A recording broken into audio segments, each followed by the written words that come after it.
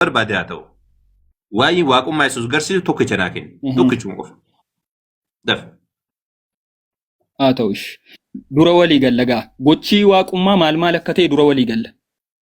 Iski fakkeenyaaf ammaa guyyaa dhumaatti warra du'an du'aa kan kaasuu Allah qofadha jettee namantamoo namantoti. Ananatti hin deemin ananatti asin garagalee. Gocha waaqummaadha moo miti guyyaa qiyaamaatti warra du'an du'aa kan kaasuu Allah qofadha moo miti jettee namanta. Asnatti garagalee na. Sitti galagashaan jira miti. Eenyummaa. Ofii koo mirkaneessuu gocha waaqummaa irratti yoo waliin gallu ta'e gochichi hojjeteera yoon jedhe akkamitti walii galuu dandeenya? Gochi waaqummaadha isa kana Yesuus kan hojjete jedhe. Wanta inni godhe wanta waaqa. Kunoo na dhaggeeffadhu kaa guyyaa dhumaatti firdii kan faradu Allah qofadha moo Allah qofa miti isa kana naa deebise kun gocha waaqummaadha taanaani. Maal taate nagaa qabdaa waaqo irrabbashiin kaate akka nama sinnaatti taasise. Gochi waaqummaadha isa kanaati Yesuus kan hojjeteera jedhi macaafa kan kee keessa dhiyeeffadhu si eeguu jira.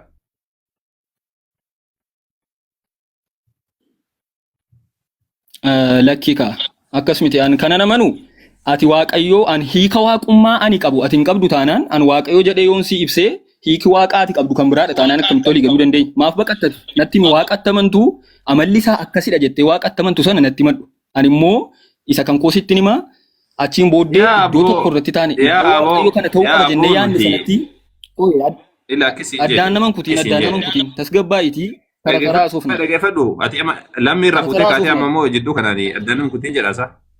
Irratti hin dheerinsisaatiin natti hin dheerinsisaatiin qabu. Waan faayidaa qabu irratti malee waan biraa irratti akka hin dabarsine. Waan waaqummaa Yesuusii mirkaneessu waan tokko waan lama illee sirraan barbaada. Waan tokko qofa naa kenni.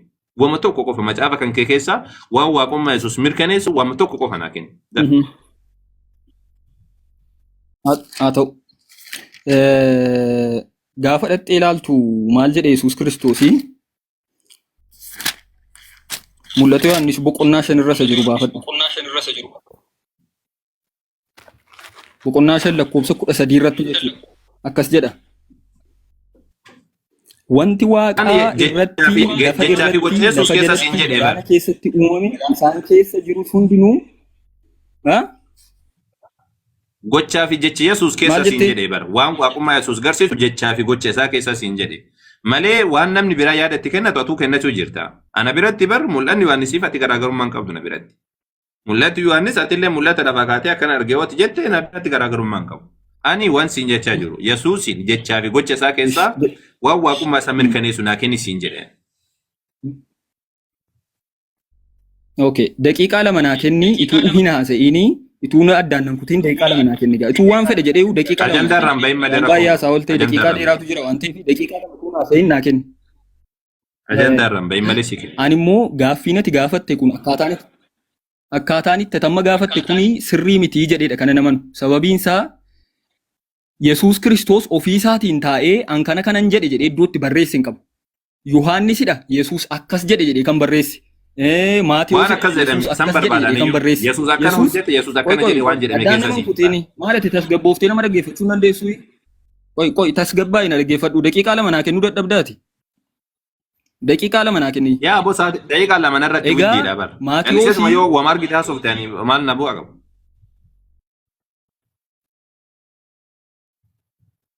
No daqiiqaa waan bu'aa hin qabne naasofneen. Ituma waan bu'aa hin qabne ta'eyyuu ergan daqiiqaa lama fideetii waan bu'aa hin qabne akka naasee natti agarsiisuu qabda malee gidduu lixxee fashaleessuudhaan akka yaada baqachaa jirtu fakkeessuu hin qabduti. Haa ta'u.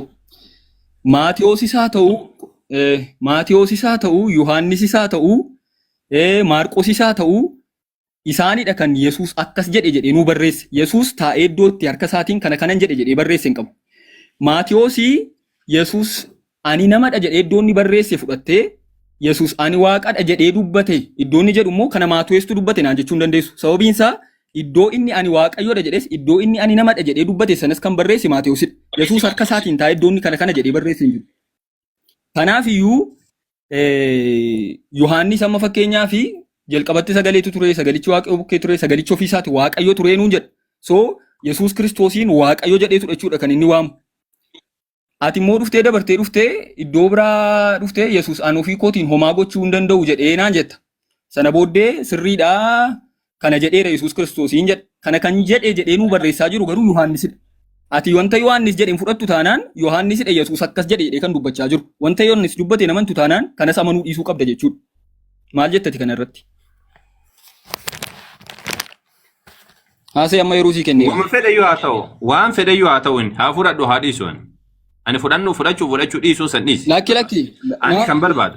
Fudhatteennaa yoo haasofne malee ati ituu ati fudhatiin maaf haasofne? Hin obsitu moo ati? Nan obsa. Obsi ka xiqqoosiidha.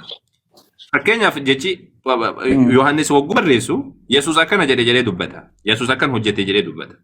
Ani wanni barbaadu Yesuus akkana hojjete Yesuus akkana jedhe waan jedhu keessaa barbaada. Waan Yohaannis dubbatu immoo Yohaannis ofirraa kaasee dubbatu osoo Yesuus dubbatee jiraate sira Yesuus akkana jedha.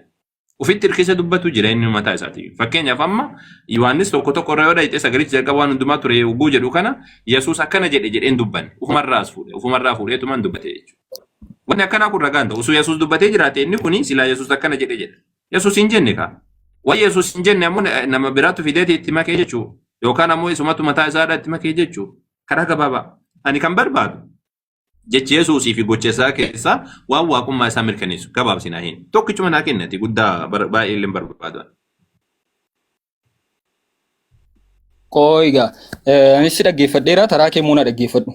Fakkeenyaaf Yesuus Kiristoosii jedhee dubbate tiree Yohaannis boqonnaa tokko lakkoofsa tokko irratti maal jedhe Yesuus Yohaannisii jalqabatti sagaleetu ture sagalichis Waaqayyo ture sagalichis immoo Waaqayyo bira ture jedhe kanaaf iyyuu Yohaannis Yesuus Waaqayyo ture nuun jechaa jira. Yohaannis kan inni barsiisuu barbaadu Yesuus Waaqayyo ta'uu isaadha jechuudha. Achi darbee waan Yesuus dubbatee miti waan Yesuus hojjetellee miti. Yesuus Kiristoosii wanta inni dubbate Qoy bareeda waan Yesuus dubbate akkan taane beekama. Beeka san beeke waan Yesuus dubbate ergan ta'iniiti kun barsiisa alaa dhufe. Laakki tasgabbaa'ee na dhaggeeffadhu qoy. Isanni boqonnaa tokko irratti dubbate ofiisaa dubbatee akka isaaf ta'utti boceenaan jette.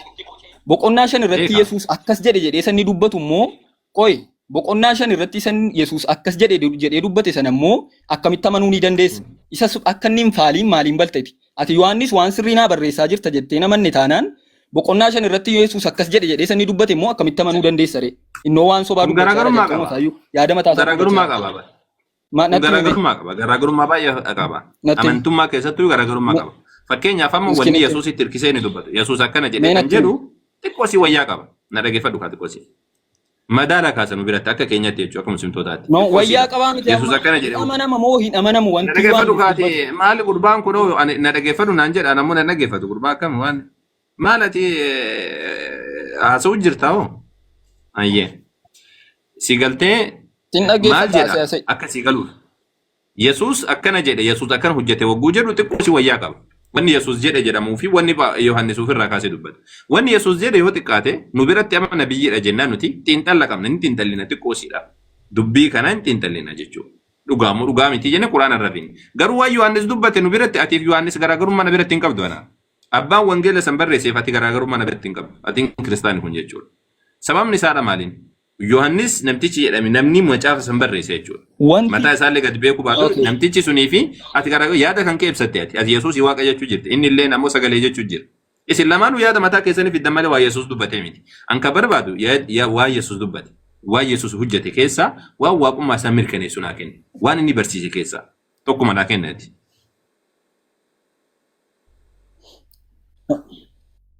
Ani immoo ati Yohaannis wanta inni dubbatu hin amaniini akkamittiin an sii kennuu danda'a? Atoo Yohaannis waan sirriin dubbatu naan jechaa jirta. Akka inni yaada isaatti fidee Yesuus akkas jedhee sobaan dubbachaa hin jirre maaliin balta Yohaannis wanta inni jedhe sirrii akka hin taane nama jedhe.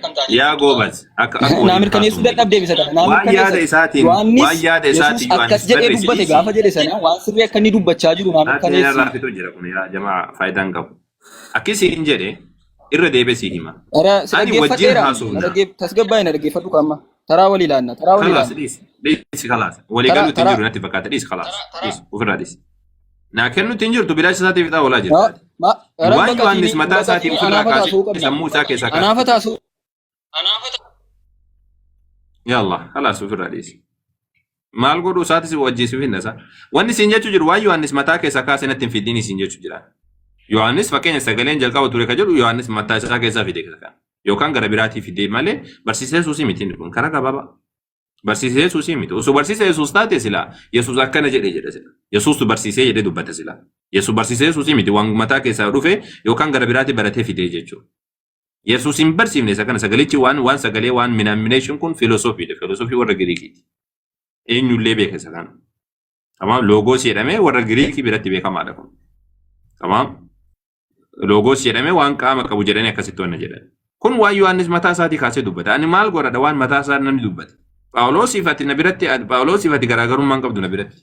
Phaawulos warra duraati ati immoo kaluu kana dhufte yaada kan keebsachuu mirga qabdaati. Tamam garuu ammoo kaanii haajaarra qabu maal Yesuus kan jettan Yesuus isin jettan nuti Ciisaa jennaan. Jechi isaa yookaan gochi isaa kan waaqummaa isaa agarsiisu maaliidha? Ani kana kan gaafadhe. Jechi isaatii fi gocha isaa keessaa. Okay. Kana kan gaafadhe. Gaaffii koosa jalqabaa naan deebisnee gaaffii keen sii deebisa amma. Wanta si gaafadhe naan deebisne. Kana ofirraa gad darbadha ustaas nama waa beeku. Gaaffii kee immoo siifan deebisan dhaggeeffadhu.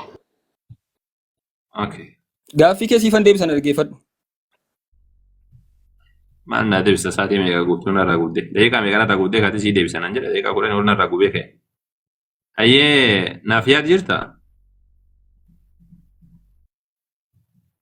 Daqiiqaa meeqa guutuu narraa fudhatee lammii irraallee fuudhee ka'ee ergasanii daqiiqaa 10 guutuu bilaashumatti balleessa akkanumatti osuma haasa'u jallisee waan biraa haasa'u. Ragaa tokko fidadhu siin jedhe ragaa tokko jisan fidattee kanaas yaa awwal kun ragaa akkana qaban jettu ati. Akkasitti haasa'anan. Okay. Eenyu abdii jirtaa?